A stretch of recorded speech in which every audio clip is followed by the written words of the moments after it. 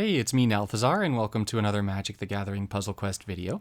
In today's video, I'm going to be taking a look at a few of the many exclusives that are currently in the vault. So we're going to be taking a look at a new Planeswalker, Jace Mirror Mage. We're going to be taking a look at the Replication Deck Toolkit, and to a lesser degree, because I kind of want to make its own separate video, Throne of Makindi. So let's get into it.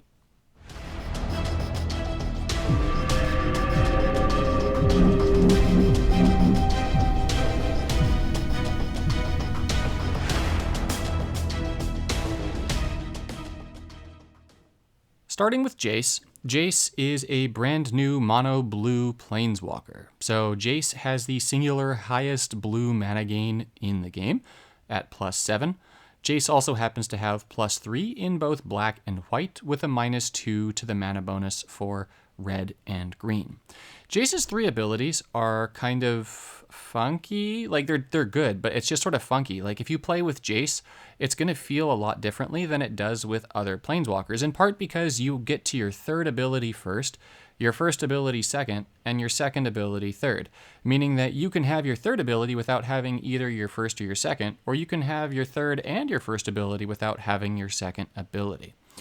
The 1st ability, Possibility Reflection, at level 60 is going to make it so that you pick up to 2 of the first 4 cards from someone's library and destroy those cards. So this lets you either control what you draw or what your opponent draws. And then he also happens to have Kicker 3 on that ability, so you can choose to drain 3 mana from your hand to then go ahead and draw 2 cards. At only 4 loyalty, this is a very reasonably costed ability.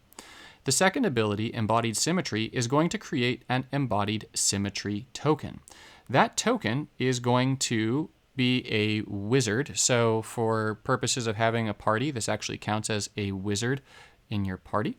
And that token has wizardry. So each card in your hand that is a copy gains 3 mana. So anytime you play a wizard or you cast a spell, or you cast a wizard or a spell, each card in your hand that's a copy gains 3 mana.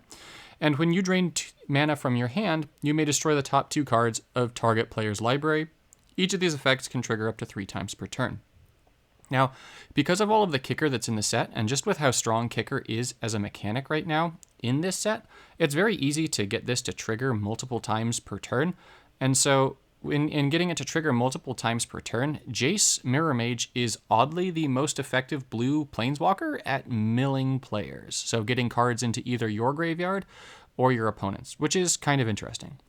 Now, that's not the end of the Embodied Symmetry ability, though. You're also going to create a copy of Jace Mirror Mage in your hand, and then you copy the first non-copy card in your hand, then each card in your hand that is a copy gains 3 mana. So there's a lot of text there. So the first thing in that is that you're going to get this Jace Mirror Mage Rare Vanguard in your hand. It's going to immediately come into your hand with 3 mana because it's coming in as a copy, and the ability gives mana to copies. And this particular Vanguard has Kicker 7, so you can drain 7 mana from your hand if you want when you cast it. As this can't be reinforced, it means that what's going to happen is you're going to get an extra copy of Jace Mirror Mage on the battlefield, so you'll get 2 copies of it. The first ability lets you pick one of the first 2 cards from your library and fetch that card. The other card stays on top of your library. And then the 2nd ability is going to be a +0. It's neutral. And you draw a card, and if that card is not a Vanguard, it gains full mana and is disabled. This effect cannot give stored mana. Then this support loses X shields, where X is that card's base mana cost. So basically, what you can do is, let's say that this Vanguard has 3 shields. You can use that 0 ability to draw a card and give it full mana, and it's going to destroy the Vanguard. So it doesn't matter if that card costs 25 mana, it's still going to get full mana from the 0 ability, meaning that if you use the 2nd ability and then you kick the Vanguard, that means that you're going to be able to use both of those Vanguard 0 abilities to get 2 free cards to your hand, which is super crazy awesome. I've actually been calling Jace Mirror Mage Jace of the Infinite Mana, basically, because I've been trying to mess with mana curves to see at what point can I mess up Jace's mana curve and make it so that it's too expensive to play cards, and I haven't found it yet. This planeswalker is able to play everything.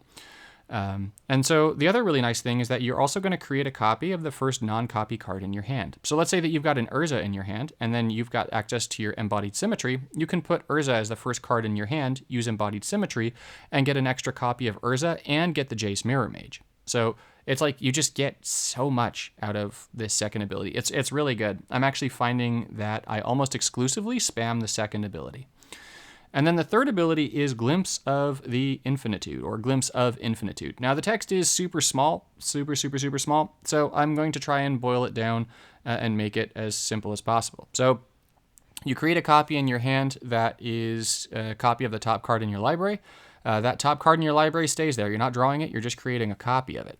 Then, if that card is mono blue, it gains full mana, and then you're going to lose loyalty equal to that card's base mana cost. If you don't have enough loyalty to lose all that loyalty, then you're going to lose that card's mana cost, base mana cost, times 2 in health. This is not going to give mana to stored mana. So you're going to be able to gain loyalty really fast with this Planeswalker, especially if you're running a lot of conversion, which is rampant in the set. So Glimpse of Infinitude is just a great way to go ahead and draw cards. And then if you're playing in an objective where you need to lose X or more health, then you can just use Glimpse of Infinitude to burn yourself and complete that objective super easily. It's like actually maybe the easiest Planeswalker ability to burn yourself with, except for maybe like Bolas 2's flip side first ability or something like that. So yeah, super cool. I actually really like Jace Mirror Mage, and so you're going to be seeing a bunch of gameplay of me using Jace Mirror Mage. The second of these bundles is the Replication Deck Toolkit. Now, if you're wondering why I'm taking all of these exclusives and putting them into one video, it's just that we're getting so many exclusives that are coming into the vault that if I make each of them their own exclusive video, then pretty much all of the videos that I would put out would all be just exclusive videos, because I make so many videos on the exclusives, and I can record at this stage just for like the next like week and a half. I can record like maybe 3 videos a week, and we're definitely getting 3 exclusives a week. So I'm putting these all together so I can also create other videos for you guys in addition to these. So that's basically the who's what's of it. Now, Rite of Replication Deck Toolkit is going to come with 4 cards. You've got the Mythic, which is Rite of Replication. Rite of Replication, when you cast it, is going to disable target creature until the beginning of your next turn. And if it's an opposing non-token creature, you create a copy of that on your side of the battlefield. Otherwise, you're going to reinforce it. Then, whatever that creature is that you targeted gains hexproof. So if you target your own creature, it gets hexproof. If you target your opponent's creature, that creature gets hexproof. So either way of things, the creature gets hexproof. You've then got Kicker 15. So you can drain 15 mana from your hand to reinforce that copy 4 additional times. Now the important thing here to realize is it says reinforce that copy.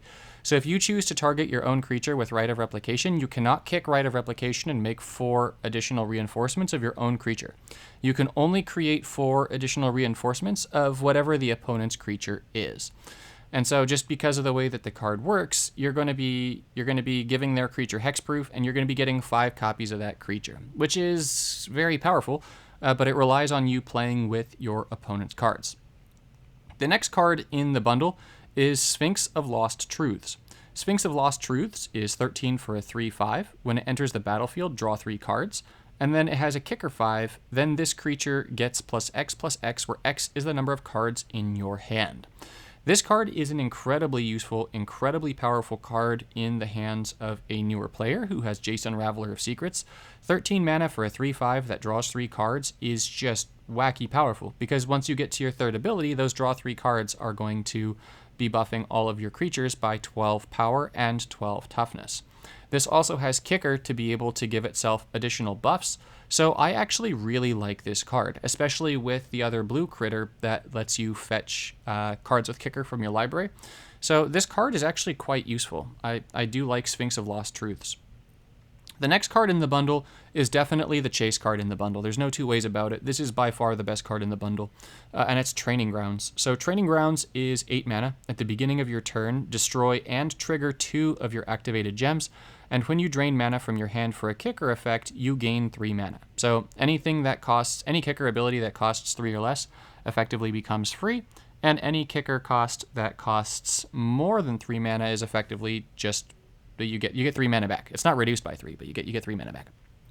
But the destroying and triggering 2 of your activated gems is absolutely fantastic on this support. Like, if you use this with Keenan who creates 2 activate gems that let you just fetch 2 creatures and give them full mana, or you use this with Skyclave Relic, which has kicker and then gives you absurd amounts of mana, then you kind of either just get like 2 free creatures a turn. It's like doubling a Killer Instinct, or you get like near infinite mana. It's absolutely bonkers on the mana front. You're going to be seeing this in the gameplay with Jace. I'm running Training Grounds, and it's, oh my goodness, is it ridiculous, guys. That card is so good. Training Grounds alone, like if you get this bundle for just Training Grounds, I totally understand. And then finally, the last card in it is Summoner's Bane. Summoner's Bane is 9 mana. You drain X mana from your opponent's hand, where X is going to be equal to the number of blue gems. And then if you drain 10 or more mana from your opponent's hand, you create one type of token, and otherwise you create another type of token. If you drain 10 or more, that token is going to be a 1/1 that then gets an additional +X, where X is the number of cards in your hand. And otherwise, you create just a flat 2/2 token that gets destroyed when anything targets it, right? So when a spell targets it, destroys it. So with this particular bundle, you pick up these 4 cards, and then you get to add those to your collection. And finally, the last of the bundles that I'm going over in this is the Throne of Makindi bundle. This one is $5. You get this land. You'll see that I'm already well on my way to maximizing my mastery for this. If you haven't picked up Throne of Makindi, you want to pick up Throne of Makindi. This card is so good. Like it's amazing. Just as like the Valakut cycle lands and the Maria lands are really good, this card is just absolutely bonkers good. So it's 10 mana for a land, and it has at the beginning of your turn, convert 2 gems to loyalty gems, then reinforce this support. So it's going to gain an additional 3 shields every turn with that reinforcement. And then when you drain mana from your hand for a kicker effect, you convert X gems to your Planeswalker's colors. Then this support loses all of its reinforcements. X is going to be 3 plus the number of this support's reinforcements. So anytime you drain mana from your hand, then you're going to automatically convert 3 gems to your Planeswalker's colors, which means that if you're playing all the different kicker stuff, then you're just going to be constantly spamming gem conversion for your colors. And given that, in my opinion, the best core in the game uses the 2 kicker cards, right? Reclaim the Wastes and Realms Uncharted. Those both have kicker. Those both already convert gems to your colors. And then Throne of Makindi is going to do more of that. Like it's just, you get so much gem conversion out of this. It's really good. Like it's really, really good. So if you don't have it, it's not like you're gonna it's game breaking. Like you're not gonna be able to do well in the game. But if you're willing to put $5 in the game, then this is absolutely a fantastic bundle for you to put $5 into. It's really, really good, guys. Now, the last thing that I want to add before I get to the gameplay of this is that Jace Mirror Mage definitely strikes you as a kicker walker, right? Because you take a look at the first ability and it's got that kicker 3, draw 2 cards. And so if you look at the other 2 bundles in the vault, you'd think that Jace Mirror Mage and those bundles are naturally going to go together, because you could just spam your first ability and then use it to, with Training Grounds, just get all your mana back, right? Because Jace has kicker 3 to draw 2 cards, and Training Grounds should give you 3 mana back for using the kicker ability. And with the Throne of Makindi, that means that you could just use your Planeswalker ability to try and get this convert X gems to your colors every time you use that ability, which means that then by using that first ability, that would effectively make it so that every time you use it, you're converting at least 3 gems to blue. But that is not the case. So there are other Planeswalkers before this that have set this precedent, but the Jace kicker ability, for some reason, as it's a Planeswalker ability, does not apply to cards that are impacted by kicker. So cards like Throne of Makindi that gets that bonus effect for you kicking something, or cards like Training Grounds that are going to give you mana whenever you kick something, don't actually give you their secondary kicker effect for kicking Jace's loyalty ability. So Training Grounds will not give you bonus loyalty or bonus mana back when you use that first loyalty ability, and Throne of Makindi is not going to convert the gems. All right, so just keep that tucked away in the back of your head. So the structure for the rest of the video is I'm going to show some Jace Mirror Mage gameplay, so I'm going to show how I play that, and then I'm going to go ahead and show off the Sphinx from the Replication Deck Toolkit bundle so you can see that, and then I'll go ahead and show off Rite of Replication also. Now, in pretty much all of these, I'm running Throne of Makindi because this card is almost an auto add to all of my decks right now. It's that good. I'm using it in like everything. But I also have a lot of cards with kicker, so That's part of why I'm using it. So let's go ahead and jump into all of that gameplay. This is a long one, guys. I'm sorry, this video is a bit long because there's a lot to cover. Alrighty, so this first match is going to be Jace Mirror Mage up against a Calamity. And this match is really just going to showcase just how little the mana cost of the cards in your deck actually matter to Jace.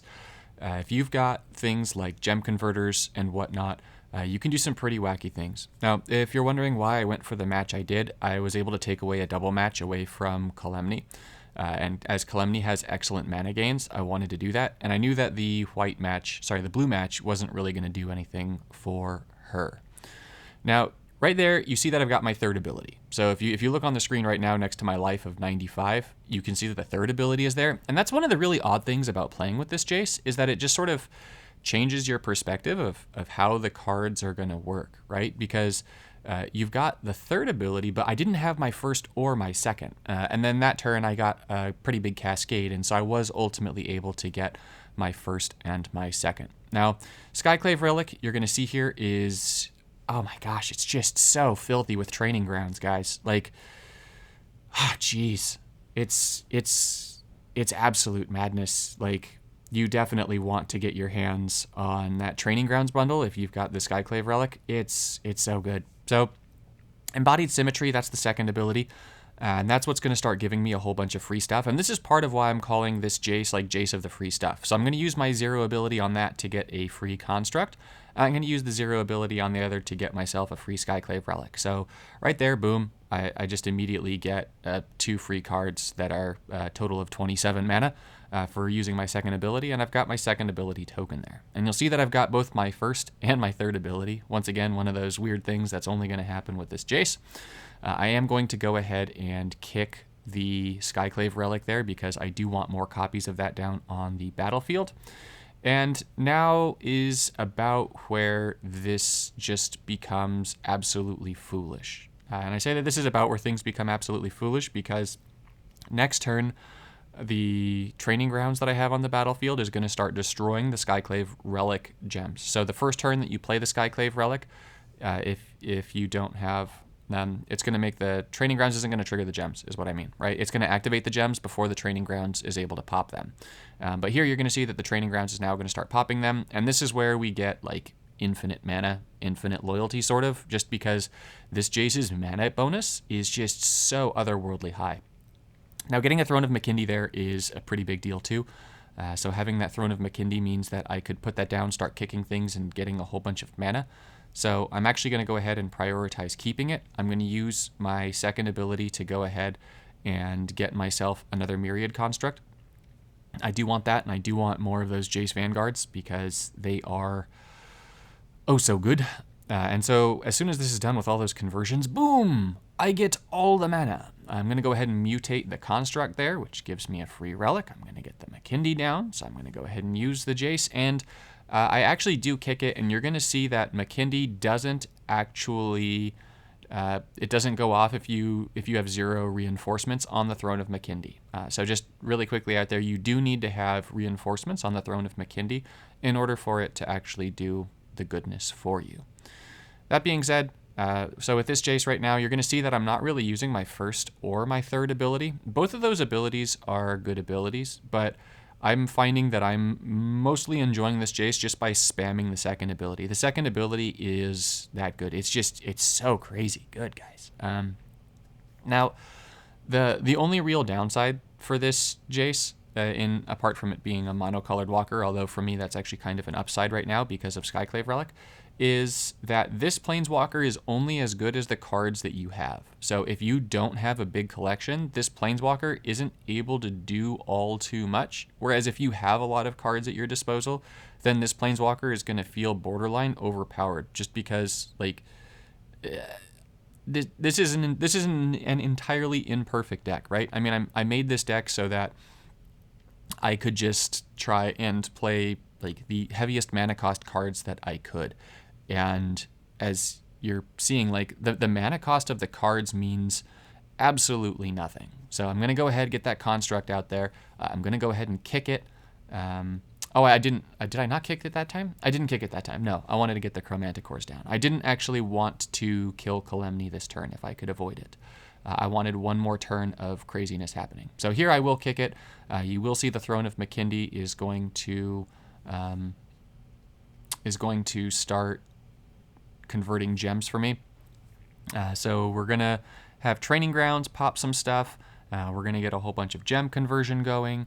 This is going to make it so it fills up our hand with mana. We can go ahead and use both of the Jace Mirror Mage tokens that we made to fetch free stuff. So I'm actually going to go ahead and check out what I have got on the battlefield. So I'm using my first ability there. And then I was just using my first ability there so I could control what I was drawing with the Jace Mirror Mages. It's actually one of the really nice things about this walker is that you get the Mirror Mages down and then you can control what it is you're going to draw with them, which is pretty sweet. And then I'm just going to go ahead and end the game here, right? Calamity has 20 health. There's nothing she can do. But I am going to gain all the mana in the world, which is definitely going to play just way more than I have any right to play. I am going to kick the construct here, hoping for a sweet conversion with McKindy. I get it. There really wasn't too much of a concern about that. I'm going to mutate Urza, which gets me another McKindy, and then that's going to get me another Chromanticore. I'm just going to go ahead and put it on the construct, and then that's going to be all she wrote. That's game over. Curse Splat, Calamity. Am I right? Like, gosh, this is ridiculous. Yeah, okay, so let's go ahead and take a look at some of the other cards in these bundles. So in this second batch of gameplay, I'm going to be showing you guys Sphinx of Lost Truths with Jace Unraveler of Secrets. So I mentioned this a little bit earlier in the video, how these are a fantastic combination to put together. And so even if you really don't have a lot of cards at your disposal, it's showing you some of what you can do with the Rite of Replication bundle. Now I am running Training Grounds in this again, and I'm also going to be running the Skyclave Relic. And I've also got Coral Helm Chronicler, which you will see on the current deck on the left. It's a card, it's a rare from the current set, the Zendikar Rising set. It is also in the vault. You don't need to buy it, but it's in there if you wanted to pick it up to run with all this kind of stuff. But the Coral Helm Chronicler is in here to help us fetch the cards that have kicker. Now, at this stage, I've got a whole bunch of gems that are activated to convert gems to blue from the Skyclave Relic, which is great. That's going to ensure that I'm able to play a whole bunch of goodness from my hand. So I'm going to get the Training Grounds down here. I'm going to get the Sphinx of Lost Truths down here, which is going to draw me 3 cards.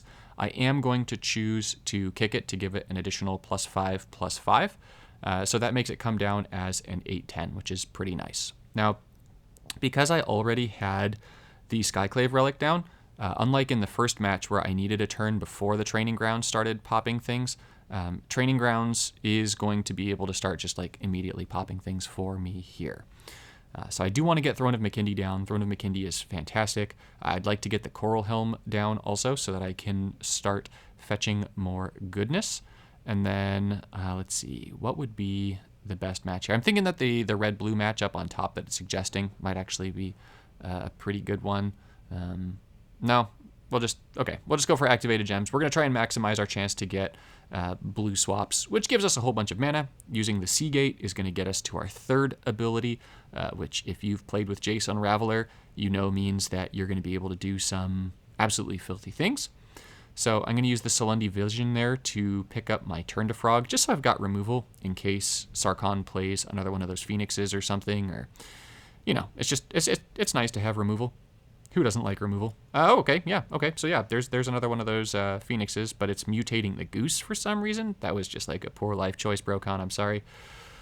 Yeah, that was a very poor life choice. But here we're getting a whole bunch of Cascades. Thank you, Training Grounds and Skyclave Relic, for all of what you do for me. This is just absurd. And then we can use our 3rd ability. We got Verazol, which means that we're going to be able to start getting copies of things that we kick. So let's go ahead and use our 3rd ability.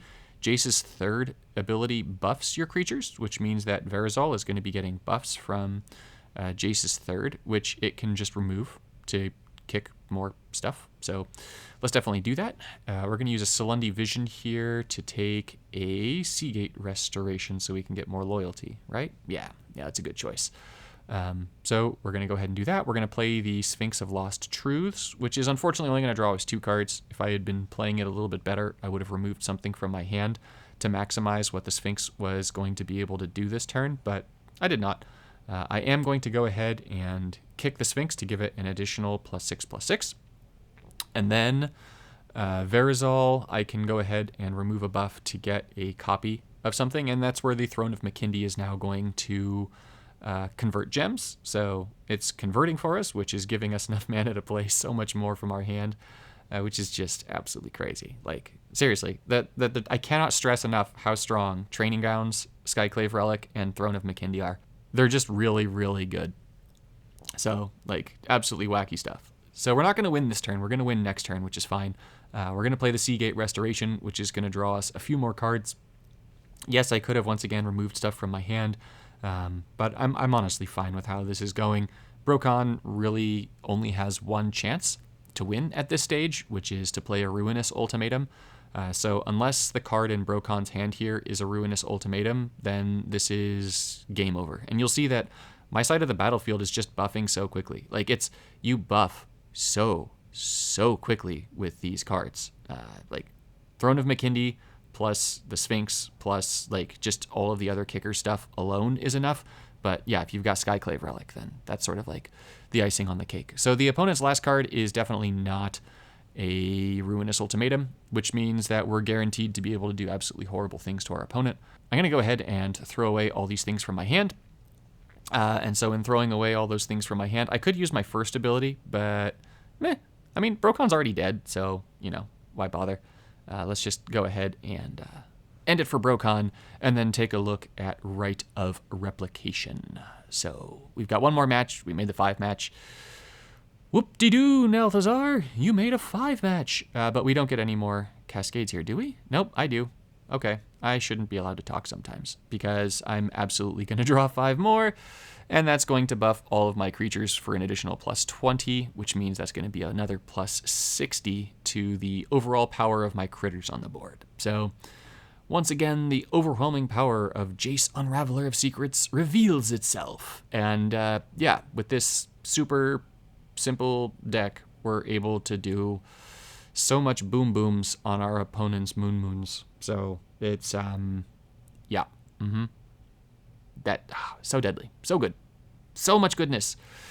I love playing mono walkers right now. All right, goodbye Brokon. Let's take a look at Rite of Replication.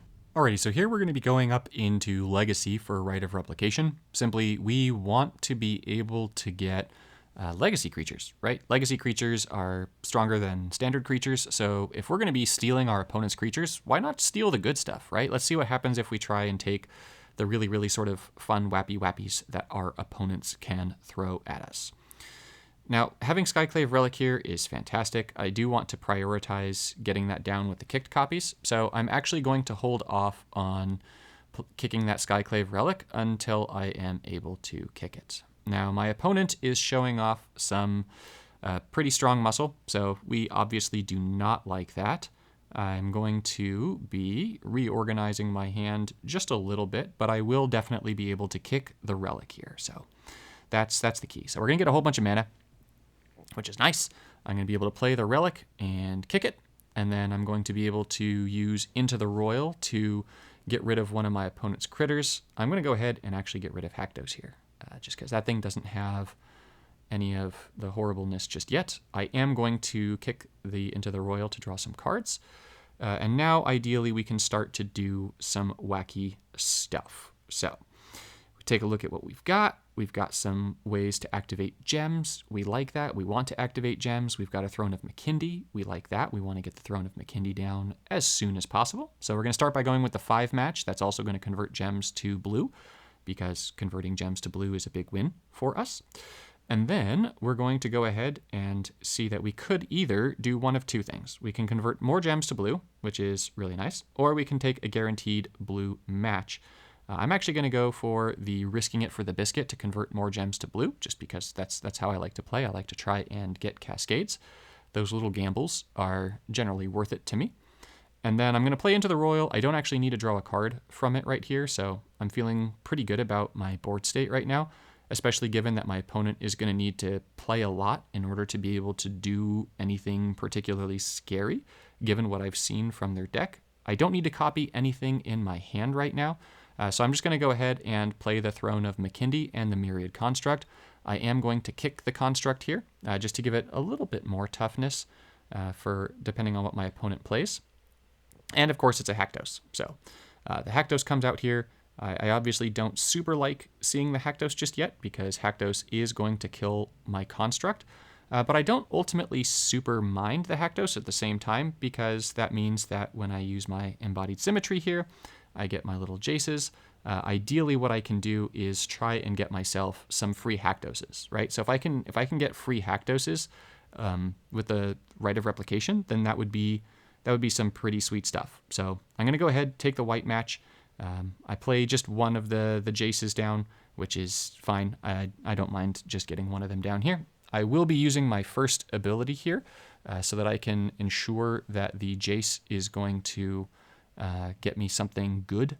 So I do very much want the Training Grounds, though. So if I get rid of the Training Grounds and the Into the Royal, then I will get a free Training Grounds, which is going to be my best sort of, let's go ahead and kick it. Let's draw the Training Grounds, and then let's get rid of a Seagate Restoration, and then let's get ourselves a free Rite of Replication. So let's do it that way, because then if we play the Training Grounds this turn, we can actually probably kick the Rite of Replication next turn and then get the Haktoses. So we're going to play the Training Grounds here, and then that's going to help us with the Skyclave next turn, because we've got a few of those activated gems on the field, so that's going to convert some gems to blue for us.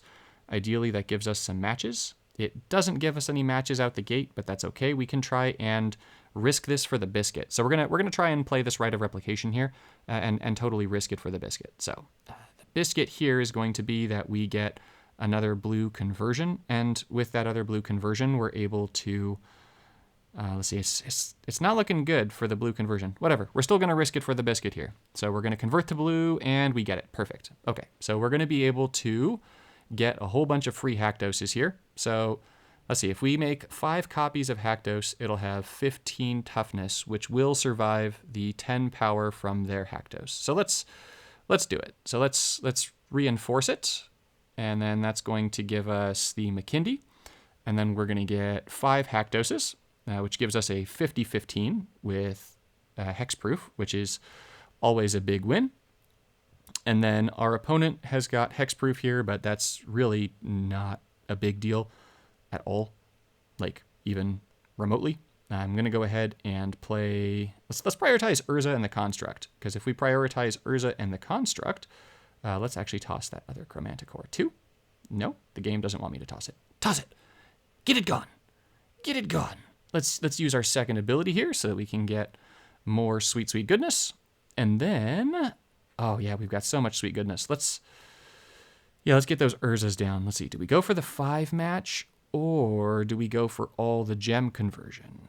I think that the right play is to go for all of the gem conversion. So let's go for the gem conversion. I'm going to get the 5 that 5 match anyways, and I don't think that it'll be worth as much mana as this will be. So I'm just calculating that this is probably the better play, and it was it was without a doubt the better play. Oh man, you get so much mana with this. It's just like, seriously, what is the game even thinking? All right, so should I kick the Myriad Construct here becomes the question. The answer to that is probably not, because that's going to make it so I don't get another Urza down. So let's get the other Urza down, and we're definitely going to go ahead and kill the opponent's stuff. Let's put Chromanticore on our Haktos. It's got hexproof. It's now going to have trample, so it's going to deal damage through to the Sarkhan. And yeah, that's death for Sarkhan, unless Sarkhan plays like a Ruinous Ultimatum type card here. That's really like his only chance of winning. So yep, doesn't play it, and that's that. So here's where you can see that even though our opponent appears to be running a pseudo standard deck, like Rite of Replication is definitely more of a gimmicky card. But if you can steal a good opponent's creature, like look at this, look at this thing. I got a 55-15 with all the evergreens that I want.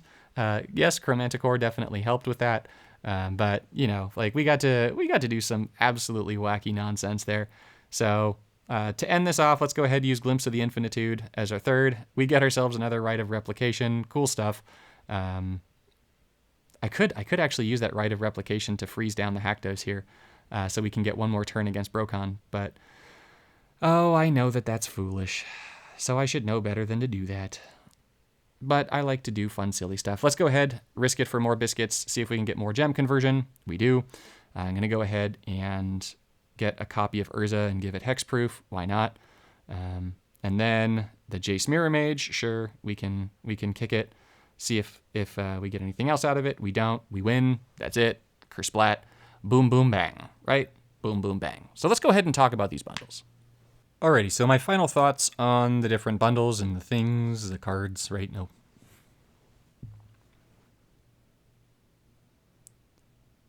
For my final thought on the bundles, the Planeswalker, the cards, which ones do I think are worth getting? How would I rate them out of 10? All that kind of stuff. Or I guess I just do like an S tier sort of thing with Planeswalkers.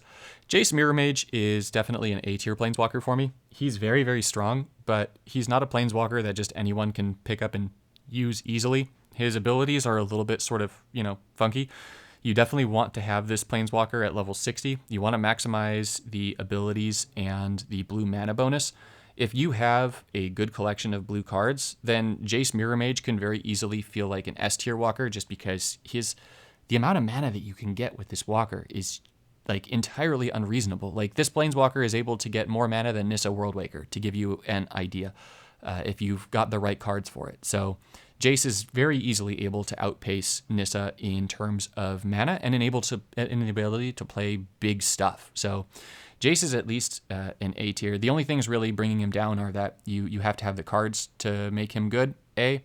And then B, blue doesn't have very good access to removal right now. So as blue doesn't have very good access to removal right now, that brings Jace down just a peg for me. Nonetheless, I would strongly advise that you get Jace Mirror Mage in your collection. So if you don't choose to pick up Jace while it's in the vault for money, I would absolutely suggest that you buy Jace for crystals. Jace isn't going to cost all that much, and he's very good. Now, when I say you should definitely pick him up, I once again mean if you have a good collection of cards, then you're going to want to pick him up. He's very strong. For the Rite of Replication deck toolkit, there are really 3 good cards in the bundle between Rite of Replication, the Sphinx, and Training Grounds. The $30 price tag is definitely a bit heavy. Rite of Replication is more of a gimmicky card. Like, you can play it for sure, and you can do some absolutely powerful things. It's a strong card, but it relies on your opponent having a good deck. So in my testing, I wound up going up against a whole bunch of opponents who had sort of weak creatures. And so there were times where I was using Rite of Replication and reinforcing it to get 3 3s and then reinforcing it 4 times. And then there were games where I was getting things like Haktos, or I was getting something like Olivia, or I was going to call him Thanos, but it's Urza. I mean, basically the same thing, right? Urza, game over, right? So Rite of Replication is very strong. If you could target your own creatures, then I would say that this bundle would be like a bundle that you definitely want to have. But as you can't target your own creatures for the kicker portion, you can only target your opponent's creatures for the kicker portion. The Rite of Replication is sort of like an okay card.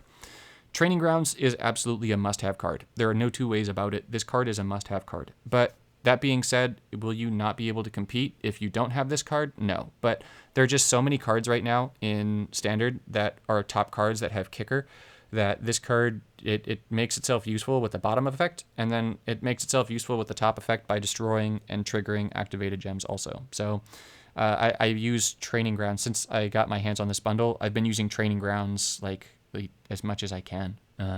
It's that good, especially with Skyclave Relic. So if you pick up this bundle just for Training Grounds, I understand. But because it's a rare, if you just want to wait to be able to craft it, or you're a VIP and you've already completed your set and you're just hoarding those standard packs to be able to open into the exclusives, I understand that too. $30 for getting that rare is a bit expensive. Sphinx of Lost Truths is an amazing card. I really, really like it. It's especially good for newer players. So if you're a newer player looking into getting this bundle, then there's going to be stuff that's going to be good for you now, and then there's going to be stuff that's going to be good for you as you get more cards, which is pretty cool.